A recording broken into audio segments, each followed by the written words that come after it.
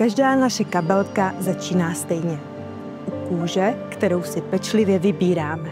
Pod prsty hned poznám, jestli je ta pravá. Na začátku není žádný stroj, jen ruce. Začínáme, řežeme a připravujeme každý díl. Každý kus kůže je trochu jiný a to máme rádi. Každý steh prochází rukama našich švadlen. Většina s námi pracuje již desítky let. Postupně dáváme kabelce tvar a z měkké kůže se stává pevná funkční věc. Ale pořád v ní zůstává dotek lidské práce. Když je hotová, každý pozná, že prošla našima rukama. Zabalíme ji a pustíme do světa, ale vždycky s vědomím, odkud pochází. Jsem vděčná, že můžeme tvořit právě tady, v Třebechovicích pod Orebem, ve firmě, kterou vedla i moje maminka.